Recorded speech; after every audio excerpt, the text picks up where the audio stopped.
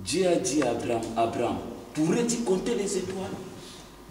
Essayez un peu de compter. Il a commencé à compter les étoiles, c'est multiplié. Juste pour dire à Abraham, Abraham, pour cette nation de la terre, tu seras père de la foi. Si cette nation de la terre, tu seras riche. Et à venir, tu auras la vie éternelle. Donc il a garanti deux choses à Abraham. Ici aussi, Jésus qui est en train de garantir deux choses aux Pierre. Il a dit, Pierre, dans ce siècle, tu auras au centime.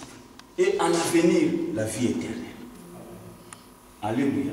Raison pour laquelle on dit que Jésus-Christ est Dieu. Raison pour laquelle Jésus-Christ avait dit, avant Abraham soit, je vis. Parce qu'il est Dieu béni dans le Seigneur. Lorsque vous savez prendre une décision de quitter, vous verrez la main de Dieu. Dieu regarde en toi des grands projets. Dieu regarde en toi une grande personne qui peut bouleverser le monde sur le plan spirituel. Parfois tu es la lumière de ta famille, mais toi tu es en train de contacter des petites choses. Dieu ne va rien faire. Il voyait Moïse contacter de perdre les animaux. Il voyait Moïse un voyant. Il voyait Moïse un grand homme qui va faire sortir tout un peuple. Raison pour laquelle Dieu te parle ce matin de quitter. Si vous allez prendre une décision de quitter, comme Bartimée, il a dit, j'ai beaucoup d'aimer avec ce manteau. Manteau de publicité, manteau de vionnerie, manteau, je ne sais pas moi de quoi, mais je vais abandonner pour aller vers Jésus-Christ. Est-ce que nous sommes prêts de quitter? Est-ce que nous sommes prêts de quitter? Dieu voulait se réaliser des grandes choses dans notre vie. Dieu voulait opérer des miracles dans votre vie. Si Dieu est grand, nous sommes grands. Dieu nous a créés par son image. Raison pour laquelle il a dit de quitter. La Bible déclare que Jacob était bien chez Laban. Il vivait avec deux femmes, avec les animaux, avec plein de choses, la nourriture, tout ce qu'il avait besoin, il avait ça chez Laban.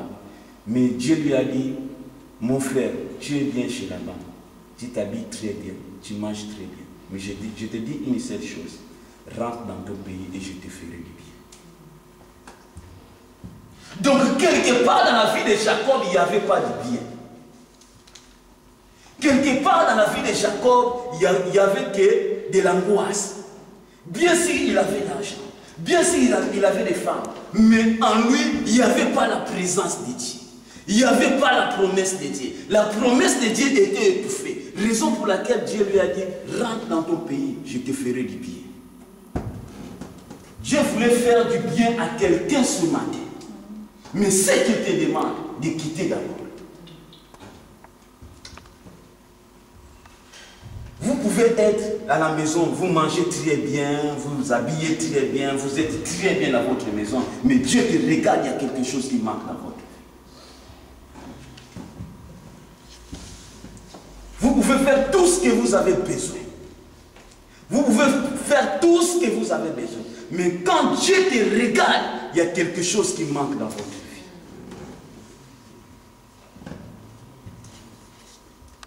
Là où tu te retrouves, ce n'est pas parfois ta place. Le peuple d'Israël en Égypte, ce n'est pas leur place. Ce n'était pas leur place en Égypte. Dieu a regardé, Dieu a dit que non, j'ai entendu le cri de douleur de mon peuple. Je vais descendre pour aller me délivrer. Parce que Dieu avait vu, ce n'était pas leur place en Égypte. Parfois la place où tu te retrouves, parfois la place où tu es, Dieu quand il te regarde, il voit qu'en toi ce n'est pas cette place que tu dois être. Mais une seule chose, de prendre une décision.